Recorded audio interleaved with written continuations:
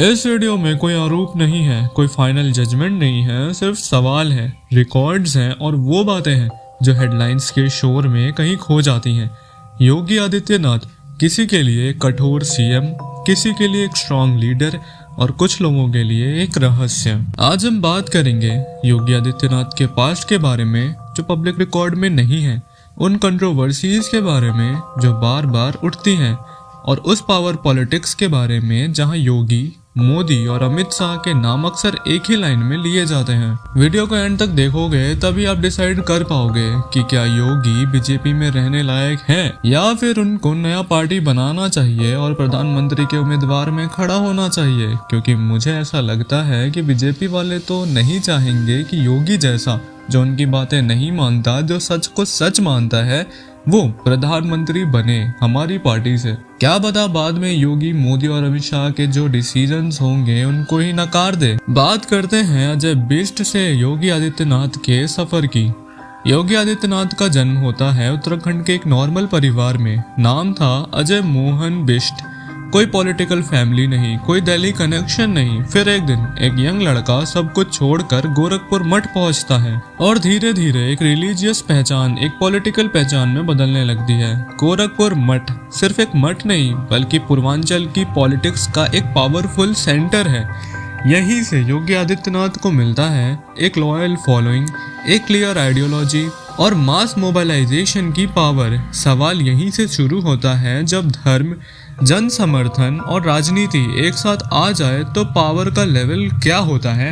योगी आदित्यनाथ का नाम आते ही एक शब्द बार बार सुनाई देता है, controversies. Media reports, old interviews और पब्लिक रिकॉर्ड्स में अलग अलग समय पर कई केसेस और स्टेटमेंट्स डिस्कस हुए। लेकिन यहाँ एक बहुत जरूरी बात समझनी होगी, आरोप और अदालत का फैसला दोनों अलग चीजें होती हैं। कुछ केसेस इन्वेस्टिगेशन तक गए, कुछ में क्लोजर हुई और कुछ सिर्फ पॉलिटिकल एलिगेशंस बनकर रह गए। फिर भी सवाल उठता है कि अग्रेसिव इमेज एक स्ट्रेटजी है या फिर मीडिया ने एक इमेज को बार बार एम्पलीफाई किया। राजनीति में परसेप्शन कई बार रियलिटी से ज्यादा पावरफुल होता है।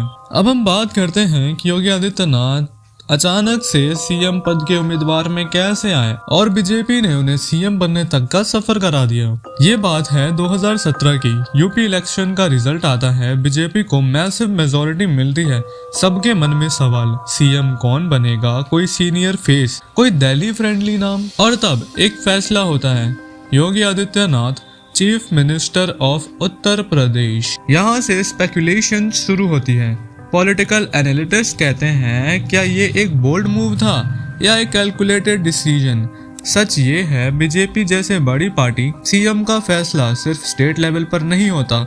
Central leadership, acceptability, governance styles, सब कुछ देखा जाता है। तो सवाल ये नहीं है कि किसने कंट्रोल किया, सवाल ये है पावर शेयरिंग का बैलेंस कैसे बनाया गया। यहाँ से एक कहानी और इंटरेस्टिंग हो जाती है। एक तरफ नरेंद्र मोदी जो कि नेशनल फेस हैं और अमित शाह एक मास्टर स्ट्रेटेजिस्ट। दूसरी तरफ Yogi Adityanath, strong state leader with mass connect. Media में अक्सर ये नैरेटिव चला, parallel power centre, future PM speculations, style differences, लेकिन कोई ऑफिशियल कॉन्फ्लिक्ट कभी ओपनली सामने नहीं आया। तो सवाल ये है, क्या ये सच में टकराव था या सिर्फ परसेप्शन और टीआरपी का खेल। इंडियन पॉलिटिक्स में अक्सर खामोशी भी एक स्ट्रेटेजी होती है। तुम सबको पता है कि योगी आदित्यनाथ को किस नाम से बुलाया जाता है, बुलडोजर बाबा। जी हाँ, bulldozer politics, law and order image, strong speeches. Yogi Adityanath का ब्रांड क्लियर है। सपोर्टर्स के लिए डिसिसिव लीडरशिप, क्रिटिक्स के लिए अथॉरिटेरियन अप्रोच। और बीच में खड़ा है एक बड़ा सवाल, क्या ये इमेज फ्यूचर नेशनल पॉलिटिक्स के लिए तैयार की जा रही है। ये हम नहीं कह रहे हैं, ये सवाल पॉलिटिकल सर्कल्स में पूछा जा रहा है। अब जैसे कि तुम सबको पता है, रिसेंट में यूजीसी का रूल आया जिसमें बीजेपी के जो बड़े लीडर्स हैं उनका विद्रोह या फिर उनको नकारते हुए योगी आदित्यनाथ ने स्पीच दिया, जिसमें उन्होंने कहा कि यूजीसी का जो रूल है वो नहीं होना चाहिए था, वो नहीं आना चाहिए था। ये तो कास्ट के जरिए लोगों को बांटने की एक प्रक्रिया है, ऐसा नहीं होना चाहिए था। जिसमें बहुत सारे लोगों ने ऐसा वीडियो बनाया, ऐसा थंबनेल बनाया, ऐसा फोटो बनाया जिसमें योगी वर्सेस मोदी और अमित शाह था। यानी बीजेपी में ही कुछ टकराव हो रहे हैं नेताओं के। क्योंकि मैं तुम्हें एक रहस्य की बात बता दूं, जब इस साल चुनाव हुआ तो जो यूपी के बहुत सारे विधायक हैं जो हर जगह से लड़ते हैं, तो उनका जो चुनाव था, उनको जो चुना था वो चुना था दिल्ली के बड़े लीडर्स ने। अब दिल्ली के बड़े लीडर्स का मतलब है जो दिल्ली में संसद में बैठे हैं, जैसे कि मोदी, अमित शाह जैसे बड़े बड़े लोग जो बीजेपी पार्टी के बड़े ओहदे पर हैं। तो उन्होंने सेलेक्ट किया कि कौन कहाँ से लड़ेगा, जबकि ये काम तो योगी आदित्यनाथ का था और उन्होंने बोला भी कि मुझे सेलेक्ट करने दो भाई, यूपी मेरी है, मैं जानता हूँ कि किसको कहाँ से लड़ना चाहिए, मगर ऐसा नहीं हुआ। डेंटिंग पेंटिंग करवानी पड़ती है कायदे से, और मौलाना भूल गया कि शासन किसका है। और इसीलिए यूपी में इस बारी बीजेपी का जो प्रदर्शन था वो थोड़ा कमजोर रह गया। इसीलिए बहुत सारे लोग ये भी कह रहे थे कि योगी को अब दूसरी पार्टी में जाना चाहिए या फिर उनको खुद का पार्टी बनाना चाहिए। मैं तो कहता हूँ कि योगी प्रधानमंत्री पद के लिए भी बहुत अच्छे हैं, क्योंकि वो ज्यादा धर्म के खिलाफ नहीं बोलते हैं, न किसी दूसरी धर्म को या फिर किसी भी धर्म को लड़ाने की कोई बात नहीं करते हैं। उनका सीधा सीधा ये सिस्टम है कि जो गलत करेगा उसके साथ गलत होगा।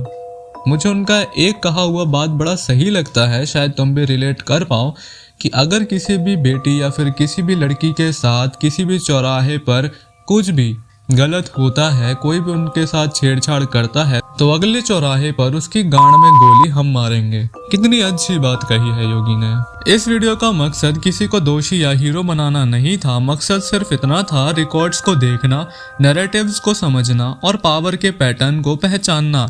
आप क्या सोचते हैं, योगी आदित्यनाथ एक मिसअंडरस्टूड लीडर है या एक केयरफुली बिल्ट पॉलिटिकल फोर्स? अगर आप चाहते हो पार्ट 2 जहां हम बात करें मीडिया नैरेटिव्स, ऑपोजिशन वर्सेस योगी पॉलिटिक्स और फ्यूचर प्रोजेक्शन की, तो वीडियो को लाइक करो और चैनल को सब्सक्राइब करना मत भूलना और कमेंट में जरूर से बताना कि हमें पार्ट 2 बनाना चाहिए या फिर नहीं। मिलते हैं एक और नई वीडियो में जिसमें हम एक और नए इंसान का पोल खोलेंगे, जैसा कि हमारे चैनल का रिवाज है। बाय। बोले डोंट बी